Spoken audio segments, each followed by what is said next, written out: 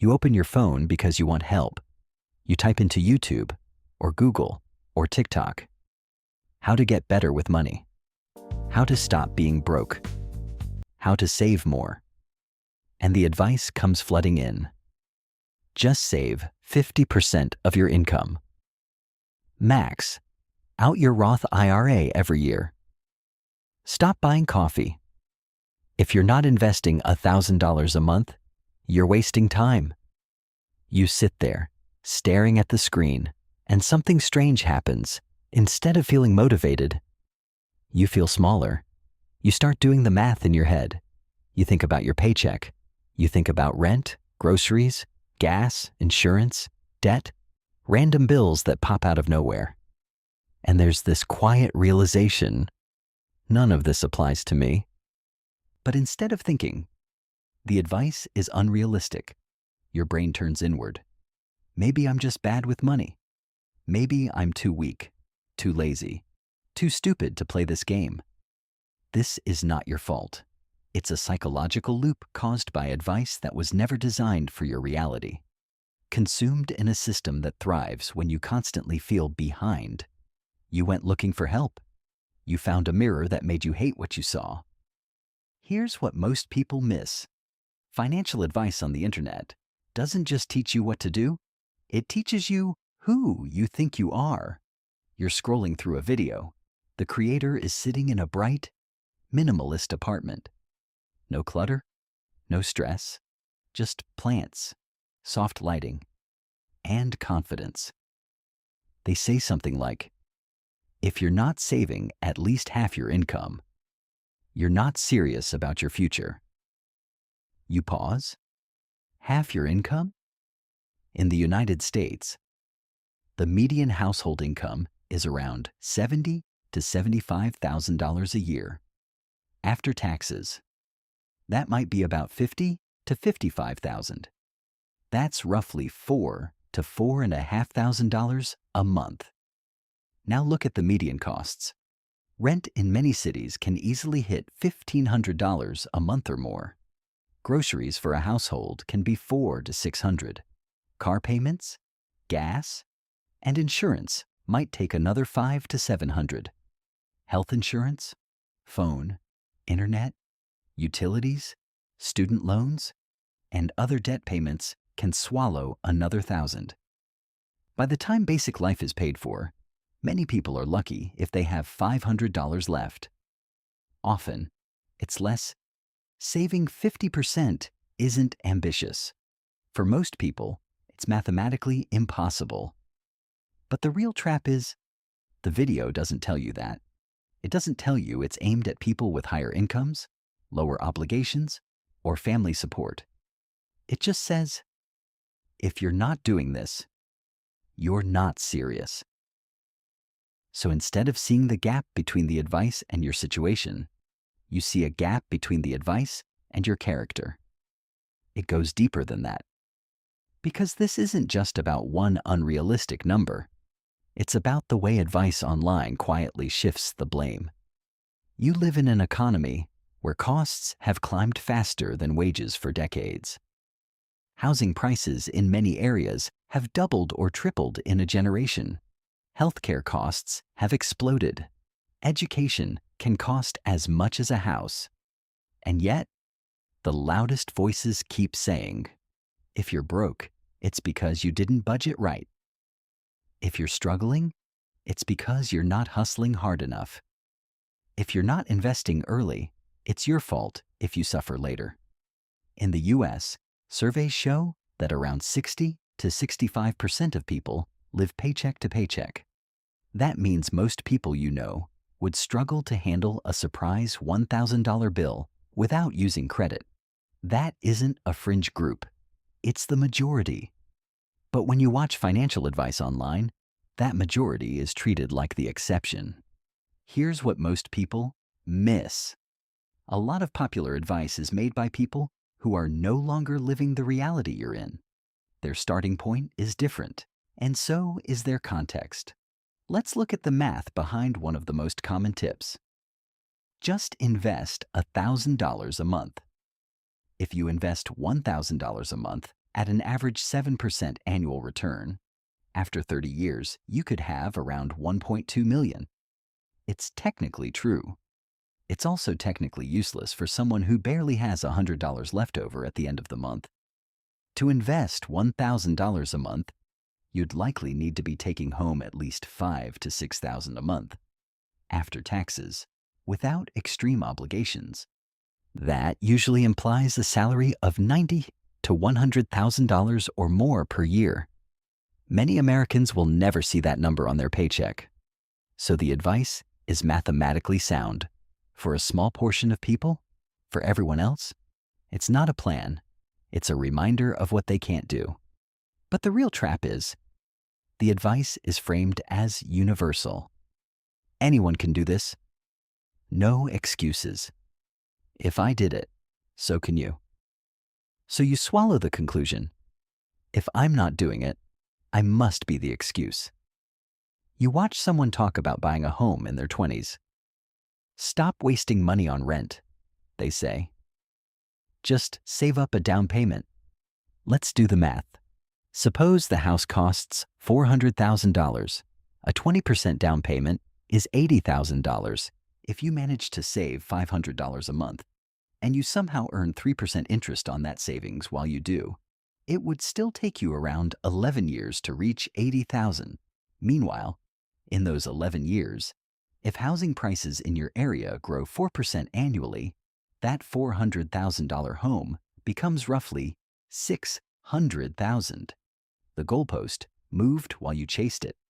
Now imagine this scenario, but you've just watched 3 videos in a row where people say, "We just tightened our budget and made it happen." It goes deeper than that, because you're not just dealing with numbers, you're dealing with the weight of a story that says, the system is fine. You are the problem. In reality, the system and your personal choices are interacting, but internet advice often erases the system side entirely. And that erasure has a psychological cost. You close the app feeling heavier than when you opened it. Instead of thinking, okay, here are the real constraints I'm working with, you think, I'll never catch up. I'm already behind. Maybe I don't deserve to be stable. When you feel like that, what do? Some people double down. They go into extreme restriction. They try to copy the advice exactly. No dinners out, no small joys. Every expense is a reason to attack themselves. Others shut down. They avoid their bank app. They stop thinking about the future. They cope with stress by spending more. Because what's the point of trying if the finish line is a mile away? And moving? Either way, the result is the same. You're not building a healthy relationship with money. You're living in a constant loop of anxiety and shame. But the real trap is, shame doesn't produce better decisions. It produces avoidance. In the US, credit card debt recently passed $1 trillion. The average interest rate on accounts carrying a balance can be around 20% or more.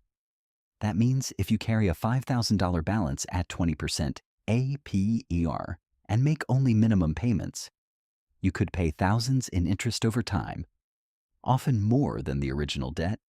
Now imagine trying to follow advice that assumes you have a clean slate, no debt, and plenty of extra cash. Just invest instead of paying off debt. Just cut your spending. Just build multiple income streams.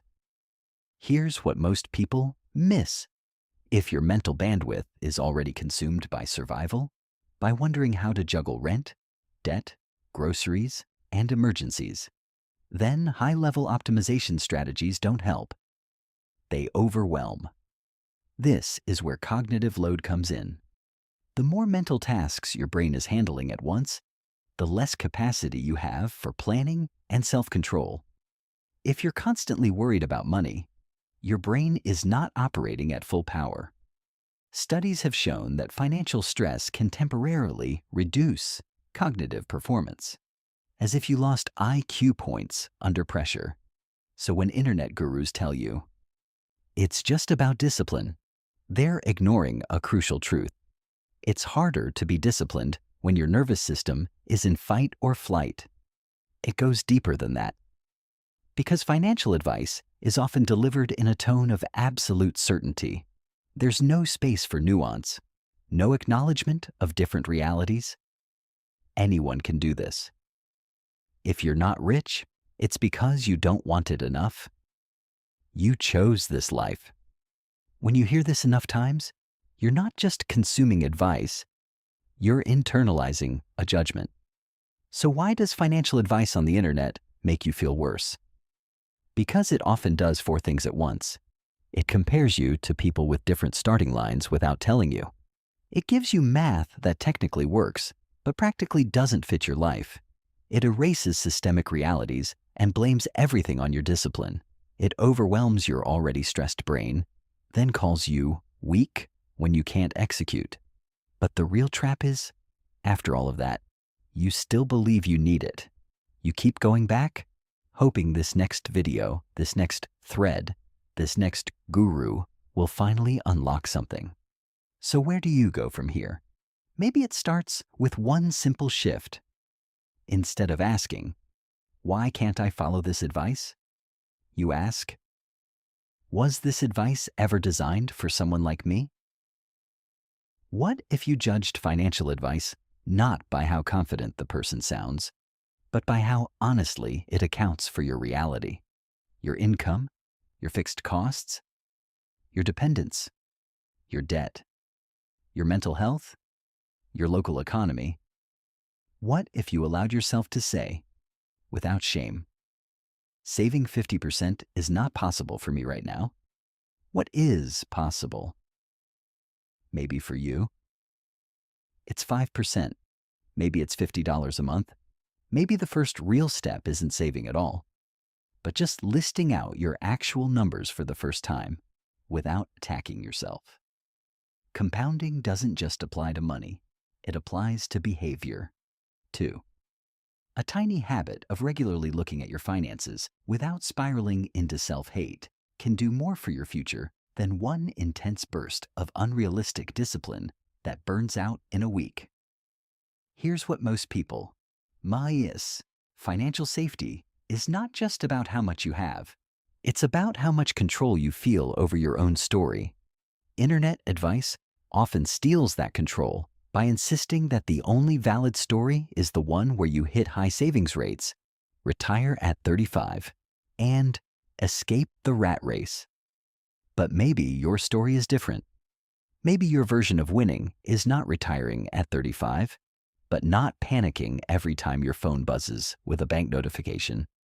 Maybe your version of freedom is not a luxury penthouse, but a simple life where one emergency doesn't destroy you. So, the next time you hear someone say, just do this, it's easy, pause. Ask yourself, what are they not telling me about their starting point? What assumptions are they making about my life that aren't true? Does this advice make me feel empowered or ashamed? And most importantly, if you stopped treating internet advice as a verdict on your worth and started treating it as a menu with the right to say, this doesn't fit me, what would you choose instead? You deserve guidance that sees you, not just your potential profitability. You deserve advice that accounts for reality, not just fantasy. You deserve to feel less broken, not more, when you try to learn about money. If you're ready to understand money in a way that doesn't require you to hate yourself first, you know where to find me.